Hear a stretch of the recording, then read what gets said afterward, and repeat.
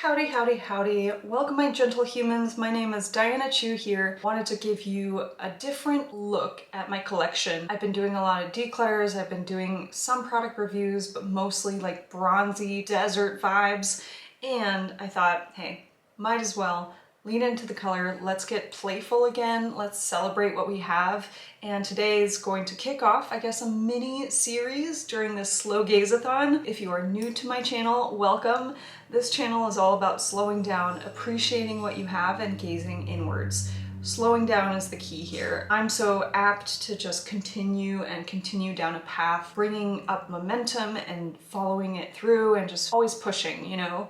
And sometimes the breakthroughs can come when we slow down and just take a beat, go backwards. And it can feel like failing, it can feel like falling, but it can also help close some loops and help our thinking reconnect. I get really ranty and pretty conceptual sometimes on this channel, but it's all in favor of beautiful things and putting things onto your face, trying to find that elusive self-love, but it's out there for each and every one of us. So today I wanted to, kick off like a very colorful mini series during my declutters, and I'll link it right above. In my declutters, I would say, oh, I'm gonna keep this palette, let's say this Gemini palette, because I want to do green looks. And of the color stories that I like to do, green, blue, and purple were the ones that I championed as my colorful looks. I don't do pink looks, I don't do really peachy, corally looks, etc. So those were like the three, and someone so graciously said, oh, that's really nice, like, but I never see you put it on your face. They've been working their way through my videos, and I can't say that they're wrong. So I wanted to change that and make true on my word for like what this channel's ethos even is. So let's start with green today. I will be doing, like I mentioned, the blue, a purple look, and then maybe a red Fall 16 Chanel a la Kristen Stewart, like a brick red. You've seen the brick red, Chanel's Candor et Experience. You see it in Victoria Beckham Beauty's Tweed. That brick red really comes up and comes through as almost like a neutral sometimes, because it gets paired up with a caramel and a chocolate and a nice like warm toned beige. Can be a sleeper hit if you use it correctly, and I like to use it in a more bold and fiery way. So let's dive into those four. I don't know if there will be any more beyond that. Maybe a trichrome or like some kind of duochrome look just to end it off. We'll see. But today is green, so I will stop ranting. You can always support this channel and this video if you give it a thumbs up if you liked it. You can also subscribe. I'd love to see you here for the rest of this Slowgazathon. There's quite a few days left. Buy me a coffee. I've linked that down below if you don't know what that means as well. I am sporting this new bob/lob. I think it's a bob, right? My husband Ben got his hair cut by this amateur, and then we switched roles, and what really struck me, he's an artist too. He has like motor skills in his hands. I thought I'd be like, okay, cut off most of the color, and he'd be like, all right, and he'd start here, hack it off, and then like work it up. And that was not the case. He was kind of like, oh, you want it here? Let's go. And it was all gone. I'm fine with it. It turned out fine. I have a lot of like little strays. We keep finding like danglers that I have to like trim up every so often, but I'm really enjoying this. I thought about curling my hair for this video and coming at you full glam. I think it's a really popular look to have like a blunt cut nowadays, a straight part and highlights and these beautiful beachy waves. But I'm trying to really reduce my steps in the morning and try to just appreciate what I have, and that also extends to hair. My hair is stick straight and it is normal to fine, greasy, but the beachy wave look, I mean, that feels very effeminate and traditionally like the epitome of true glam.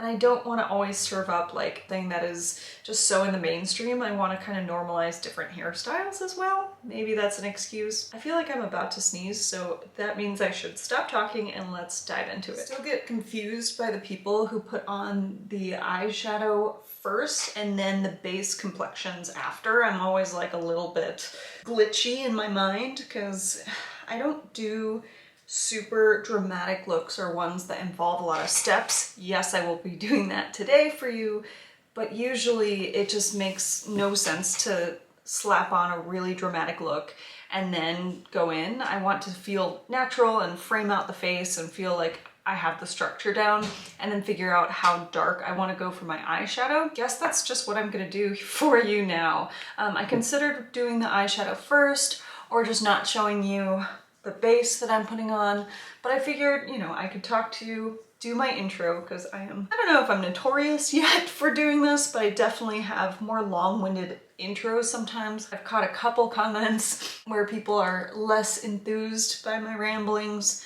before I dive into the makeup, but hey, I figured there's a scroller on the YouTube videos and all of the tubes for a reason. If I'm talking too much for your particular need today, feel free to scroll through. I just patted on Charlotte Tilbury's Magic Cream Light. It's very heavy packaging. It's like glass, and it has like 1.6 fluid ounces, which I think is pretty hefty, but I hate containers that don't show you how much you have. And I can't calibrate to something this heavy. Right now it just feels heavy, and I'm sure once I'm done with the product, it'll still feel heavy. So who knows how that will go. I do not need to put SPF on because I'm actually filming very late at night. I usually like to film earlier in the day so that I can get on with my day and have a nice full face of makeup. Now I'm moving into the RMS Radiance Base, and I think it's called the Master Radiance Base. I'm just moving in really light circles and buffing it into my skin, warming it up with both my complexion and my fingers.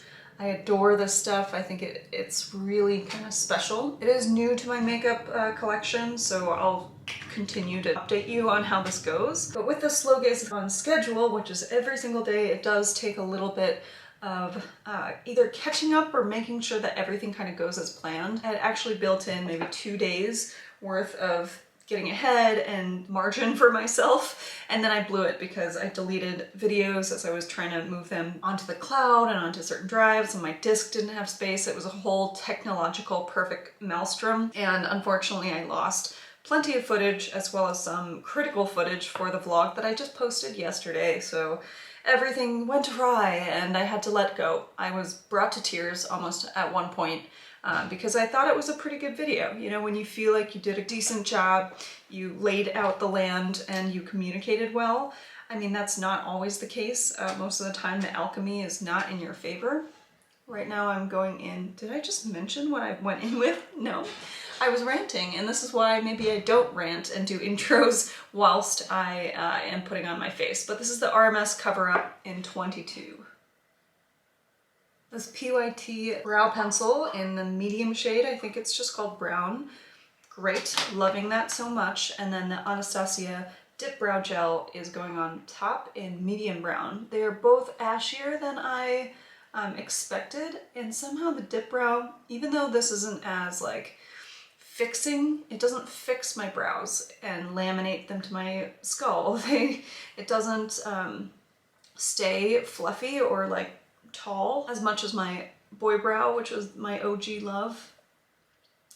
But I think it tints the brows really, really well, and so it gives me a natural or a more natural look, and it's almost like a hybrid between a pencil and the effect of gelling my brows. So I enjoy this on, like, if I have to run out the door, this Anastasia Dip Brow is like the only thing I'll use. I want to use this when I'm doing a much more structured eye look so that my face seems a little bit more in proportion, and it almost is like, you know, when you're going through a gallery at a museum, stay with me here, and there's like maybe a contemporary art piece or something that's a little bit too wispy or something that just doesn't really hold the wall. That's what I mean. If I do my eyes really strong and my eyebrows are just pushed back too much, it doesn't hold my face. Everything seems to either slip off or it's just out of whack. Whereas if I do my brows, it feels like it has something to hold on to. Who knows? I do have quite a few palettes in front of me, and that's part of the excitement here. I'm really happy that we can kind of revisit these together. This is the Pumpkin Spice palette from Too Faced, and every time I see this colorway, it just makes my heart flutter. This entire palette doesn't seem dominated by one color story. There's the purple row. Most of the time you see purples or purple palettes, and there's like way too many either dusty colors or colors that are too close to each other. But this one has that one shade. It's quite blue, and they just kind of went for it against all of these really warm autumnal tones. And same with this green. That's a very strange green to add into a palette. Usually you see a mossy tone, a khaki tone, something that's, you know, really deep or emerald leaning, but nope, they went straight in with the poopy green. And then this also is very interesting. Like, it's a very cool tone, sagey, silvery color. And then you have like light pinks and really fruity ballerina colors next to this hot pink.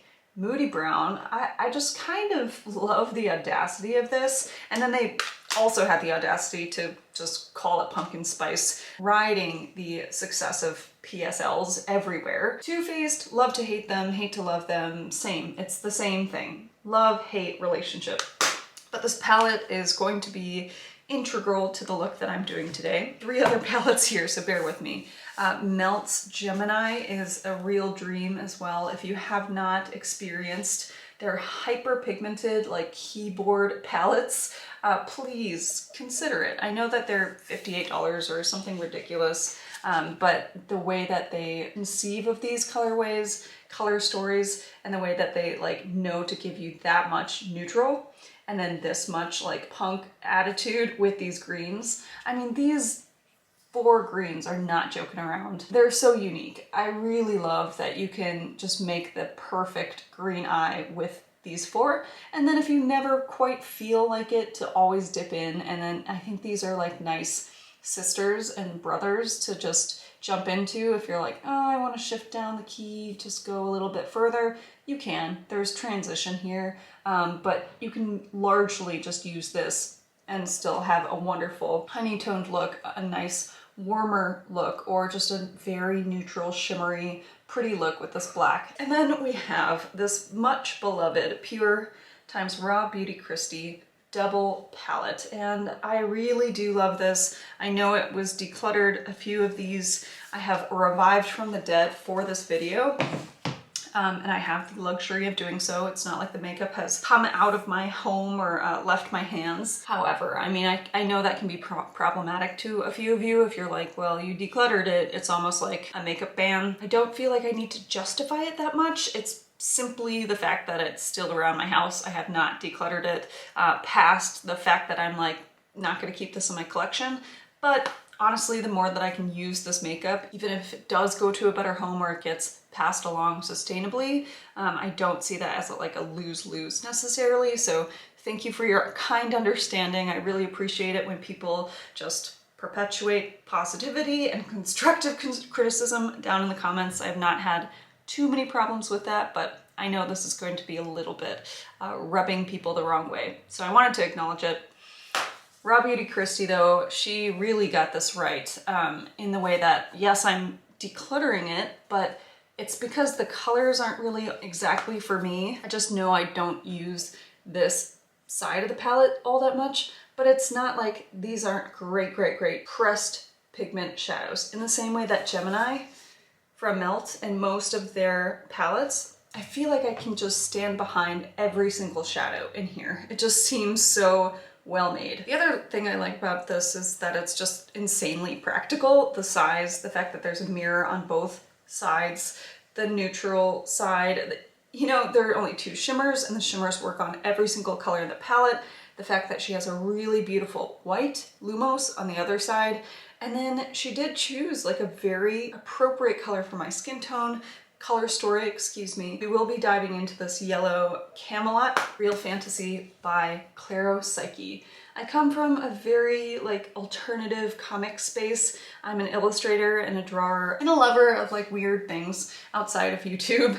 And so I found this brand through Instagram, through my friends who usually share like strange drawings. Someone shared this, and then opening this up, it makes so much sense because it's a strange palette. Strange from the norm. Not saying that a colorful palette is strange, it just isn't a mainstream color story that necessarily you would see. There are some neutral moments in here. You do have, you know, some darling purples. And then these 2 were picked up basically by the Glossier Skywashes, which, case in point, I have both of them here today. So these 2 colors actually drew me in. and I know that I love a good hot green, but I never show it on my channel, so I'm going to use that today. And then for my upcoming blue story, I will definitely go in with that shade Ice, that blue as well. So let's get cracking. I'm going to move straight in Glossier Skywash in Lawn. I only have Lawn and Pool. I do love this as literally what the name suggests. As a wash, I do think that it's perfectly watercolored, unfussy in that moment. I think a lot of people find them patchy, but I think the washness is so nice, especially if you're in a different time in your life. The more I think about it and the more that I see my preferences change, it really is because I am no longer a 20-year-old that is buying every single color and trend story from Forever 21. I'm both maximalist and bold with what I'm wearing, and I feel like I can pull anything off, but I also don't lean into the basics, and I don't really know myself as well, so I'm trying on every single hat, so to speak, metaphorical hat, just to see what sticks. And then nowadays I'm kind of the opposite. I'm trying to find out my basics and my like go-tos to see what looks good on me, because I have like a certain baseline foundation of self-love now, which is really hard to say out loud sometimes. I don't think that I'm self-confident yet, but I'm definitely way better off in that regard than I was 10 years ago. So what I love about this method is this is drying down, it basically won't budge. And then I'm gonna go in with Alien here, this gorgeous green, and it is so satiny. It almost has that like pearlescent shift. And I'm gonna go straight in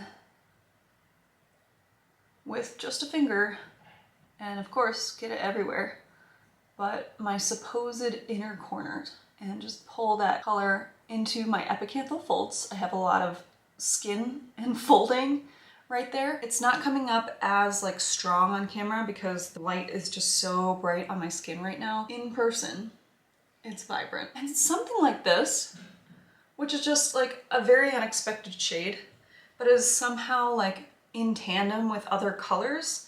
The hottest, craziest shade if it goes straight into the inner corner, and then it blows out to this like glam cat eye. Somehow that's like the perfect mix of indie and pop with old school glam, 80s disco, like very traditional classic bombshell, that it feels like they're kind of like, oh, I see you and I see you, and then people get it. Like they get it, and it's much more wearable when these are all in tandem. If I had just stopped here, it would be a little bit shocking, at least for myself. Round of applause for Real Fantasy. It is looking so, so good. I'm really excited about this. So I was mistaken. Last time you saw this, I said we were going in with Camelot from this neutral side of the Rawbeautikristi palette, but let's shift over to this pop here, which is Dandelion. And this is Camelot and this is Dandelion. So you can see maybe that they're very similar, and hence my confusion. Maybe it's warranted, maybe it's not. Those two are sisters, certainly extremely pigmented, and you do need to like not pick up so much.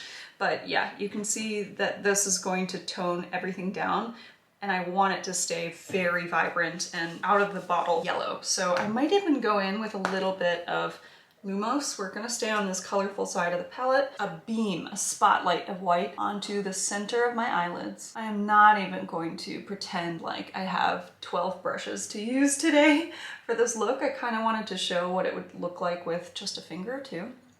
So Lumos is just giving me that like blanked out canvas base for me to then go in and mix Alien optically with that Dandelion shade. And I'm not worried again about it being too final and not messy yet. I just want it to, the pigment to be on my eyes and live for a moment. This is when I feel like I'm actually playing with paints and finger painting. It's so, so, so much fun. And every time I see like a makeup tutorial and I'm just like, my eyeballs are glued to someone else putting things on their eyeballs, it's not like I haven't seen it before.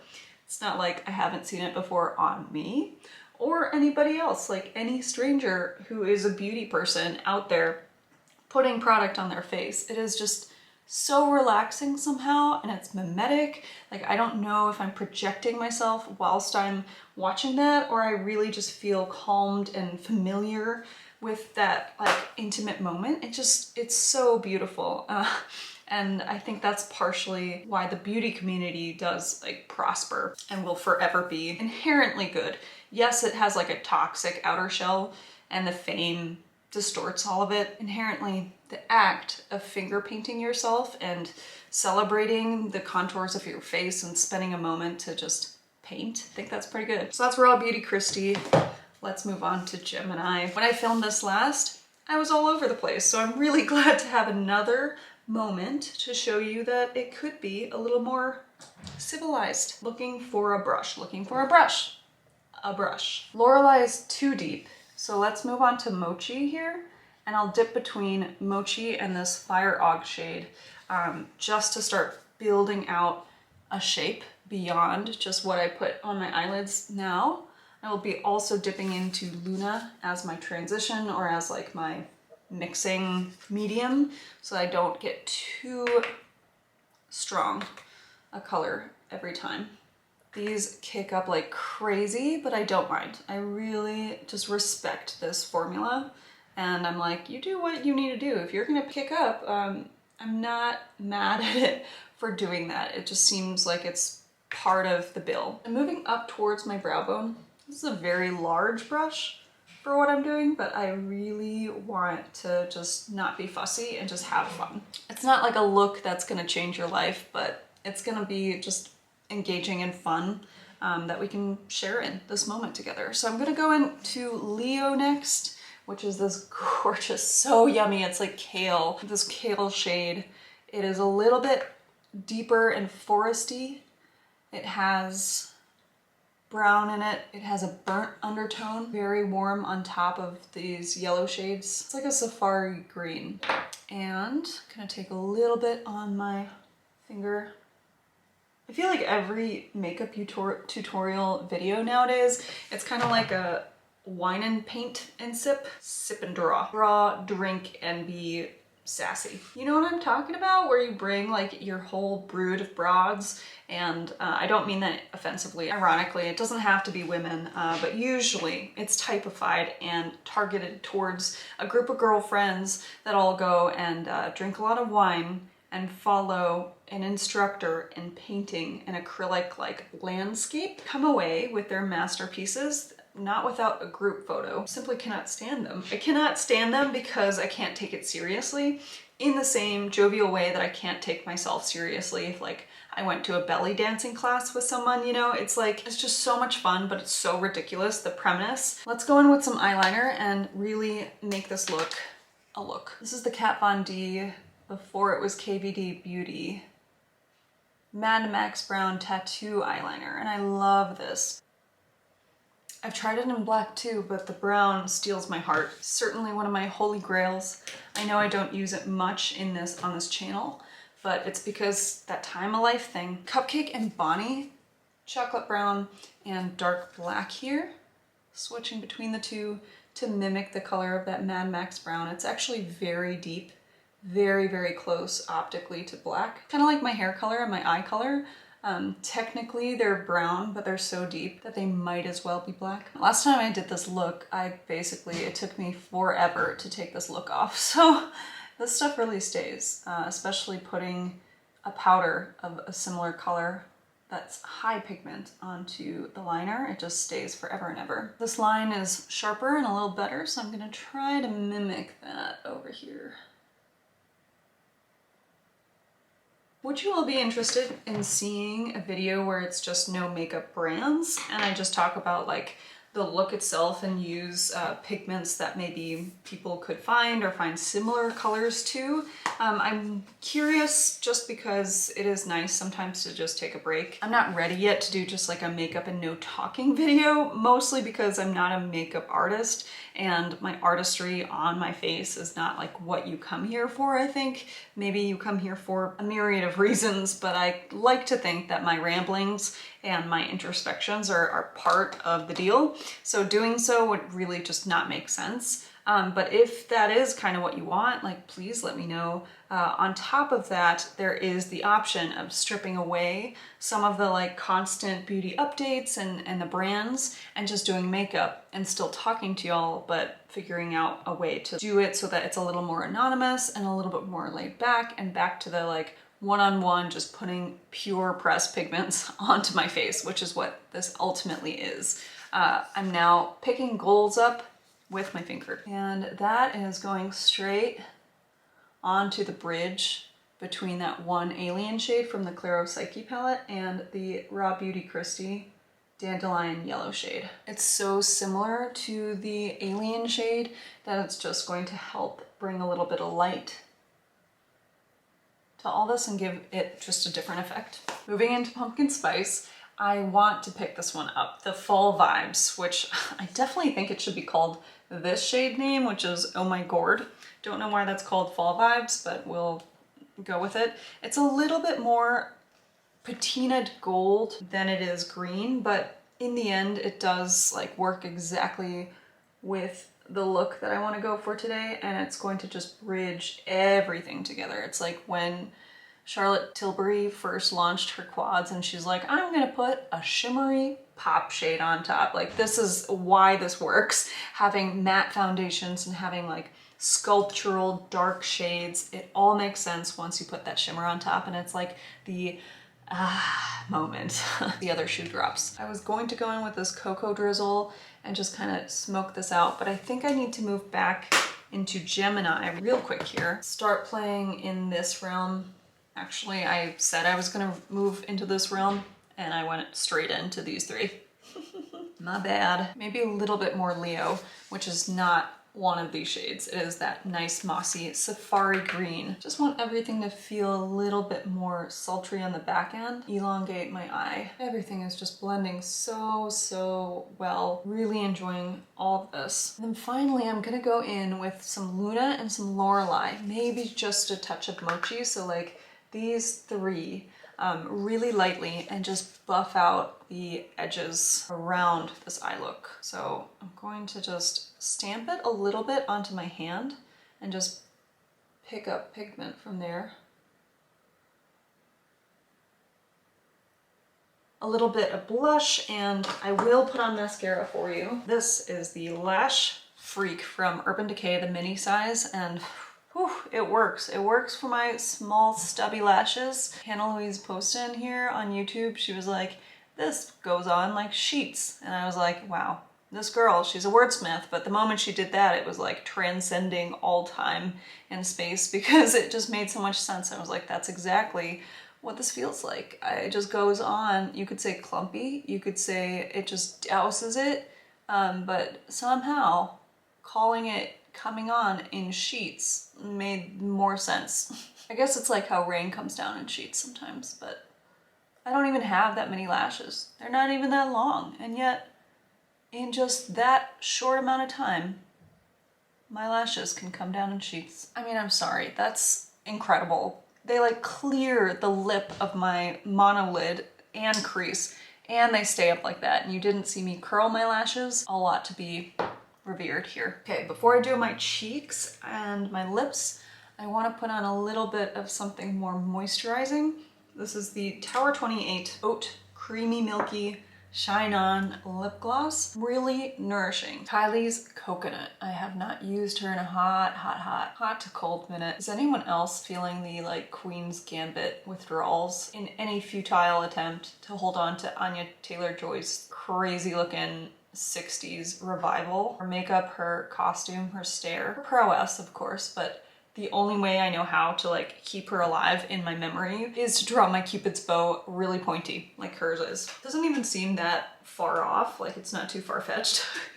At least on mine. They could go pointy, but most of the time they're just like a rugged line up there, and usually I do like very sweet heart neckline, plumpy arches. This time I wanted to go full on Queen's Gambit. So excited to go in with this Bathe Highlight. Also have not featured this on my channel in a while. Literally just pounced my brush, this big fluffy brush, on once, and let's just watch the magic here. Not sure You can feel me through the camera, but I'm screaming inside because it's just beautiful. It is so bright and it gives that peach cast. I mean, it looks like I'm done. It is so natural, even though it is really, really, really, really, really bright. And I don't have anything other to say about that, other than please watch this swatch and understand my complete obsession with this highlighter.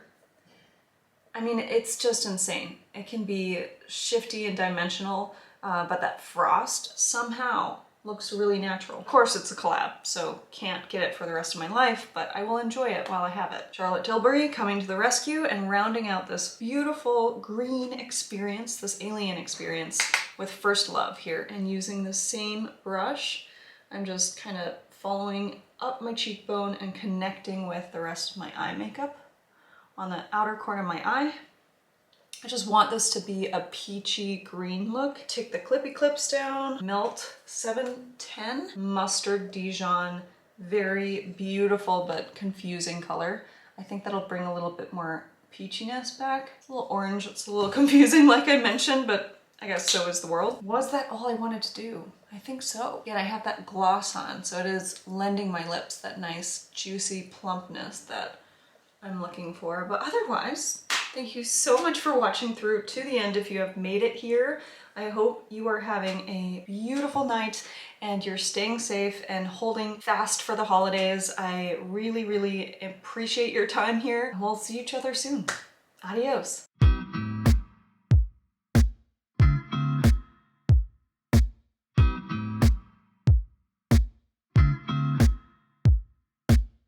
Please handle this side up.